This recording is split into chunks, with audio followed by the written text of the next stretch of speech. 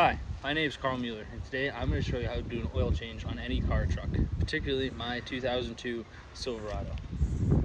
Now you might ask, Carl, why would I do an oil change myself when I could just go to Jiffy Lube and they'll do it for me?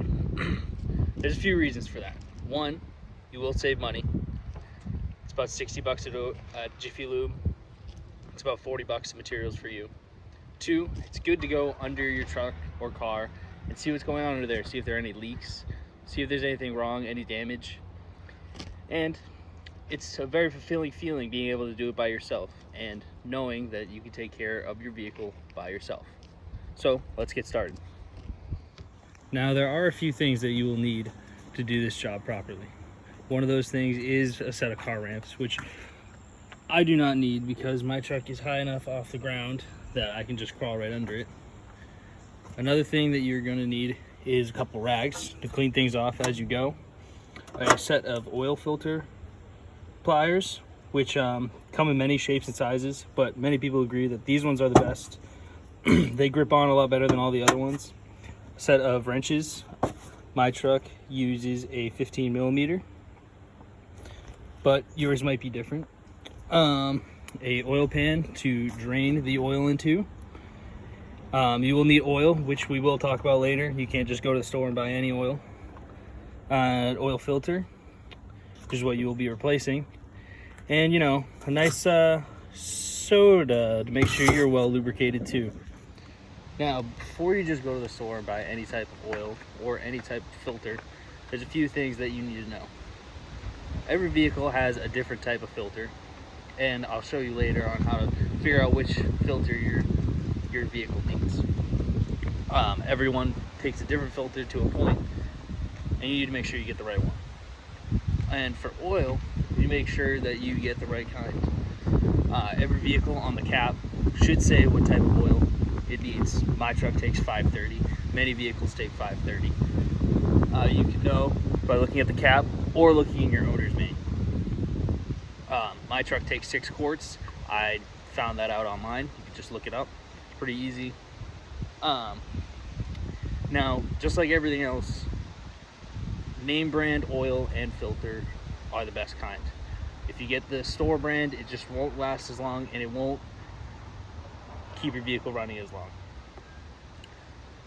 Then there's a few different types of oil. There's conventional, synthetic blend, and full synthetic.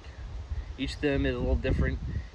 Conventional is just plain old oil, comes from the earth, and synthetic is made in a lab completely by man.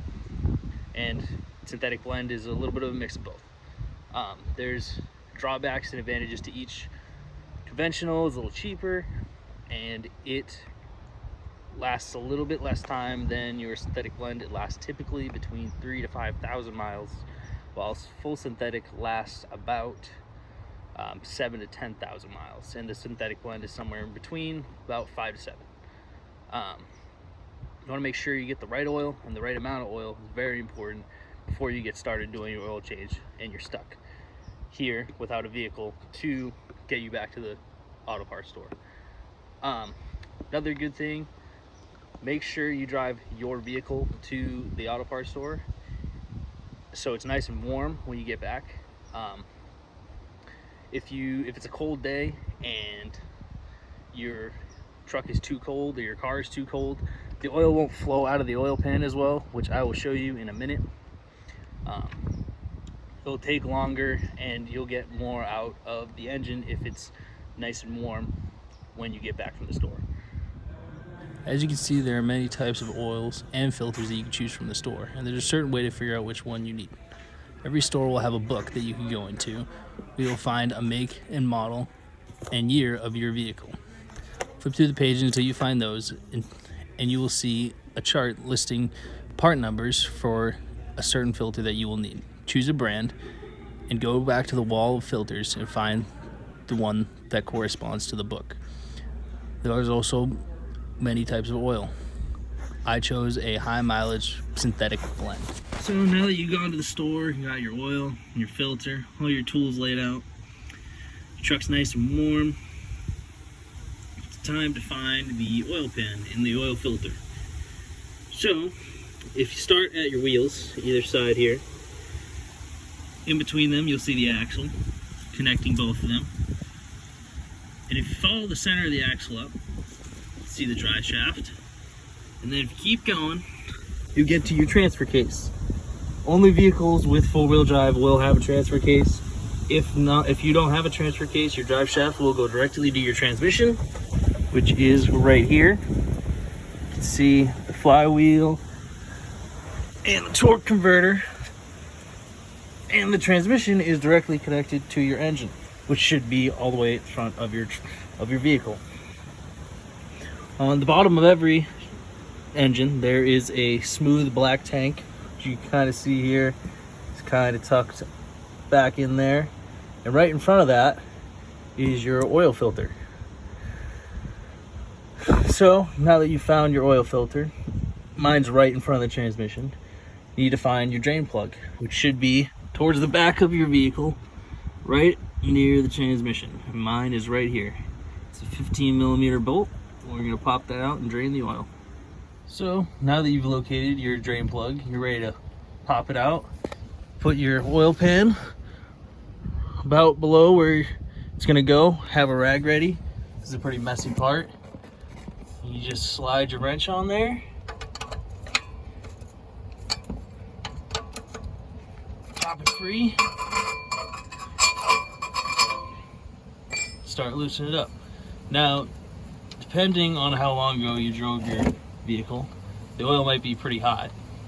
So just be careful. And it should all come pouring out.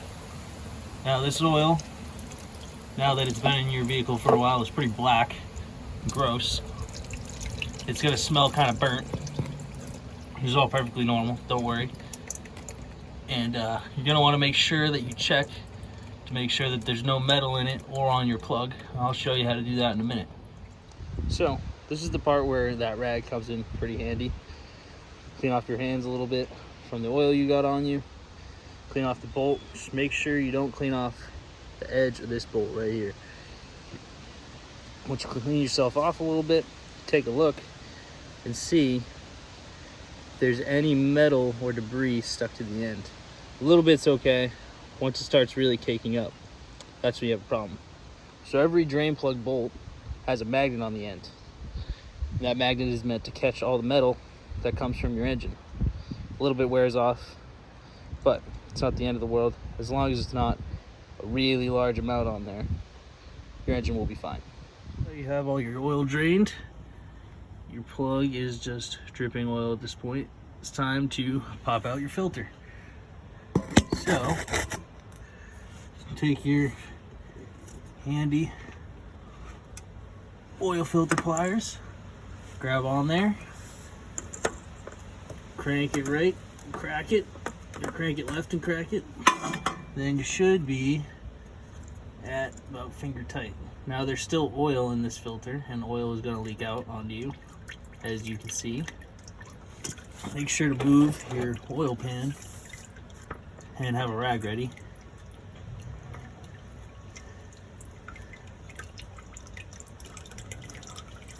Now this oil is still warm. Like I said, drove my truck earlier to the store, get the filter. So it's coming out nice and smooth, as opposed to if it was a cold day. It'd take a lot longer to drain this pan. Once you get that out of there, you're all ready. Now you're almost ready to put your oil filter back in, but these next two steps are probably a couple of the most important steps that you'll learn in this video. Before you put your oil filter back in your vehicle, you want to make sure you fill it back with oil. If you don't, your engine's going to run dry, which means you'll be running without oil for the first 10 seconds you started. This is something you want to avoid. Some cars put the oil filter in sideways, so you won't always be able to completely fill it up, but you want to fill it up as much as you possibly can.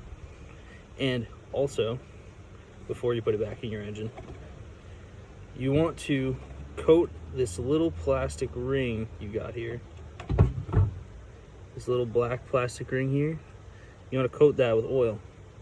So next time when you do an oil change, it slides right off. If this gasket doesn't get coated with oil, you're gonna have a real tough time breaking that seal to get the filter back off. Now you have your filter full, your gasket greased, you're ready to put it back in your vehicle. Let's go.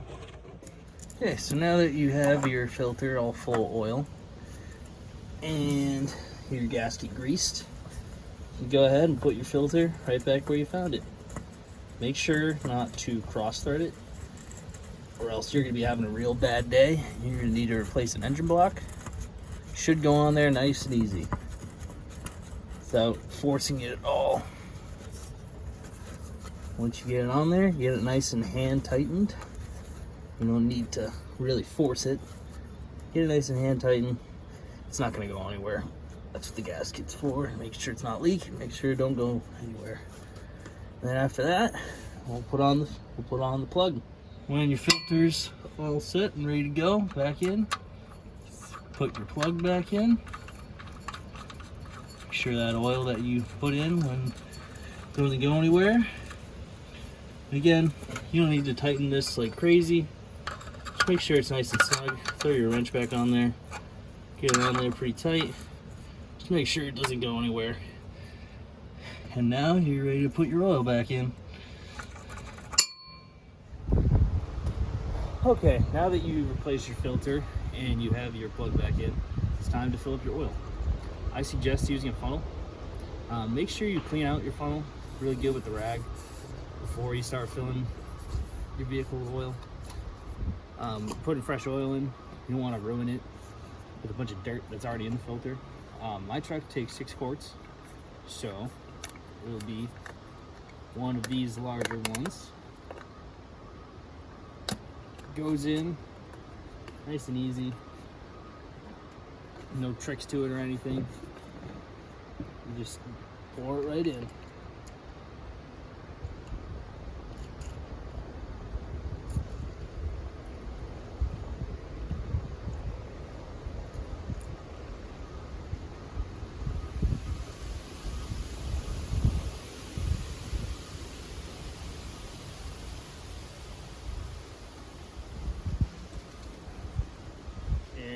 Everything's all set. You can start your vehicle and go check to make sure that you have the right amount of oil in there.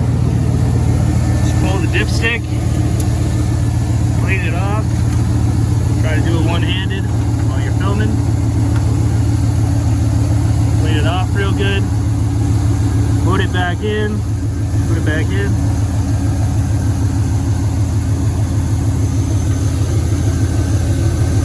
Pull it back out and see where your oil level's at. You can kind of see that the brown mark is right at the 5th indentation on my dipstick, which means that there is a perfect amount of oil in here. You put your dipstick back.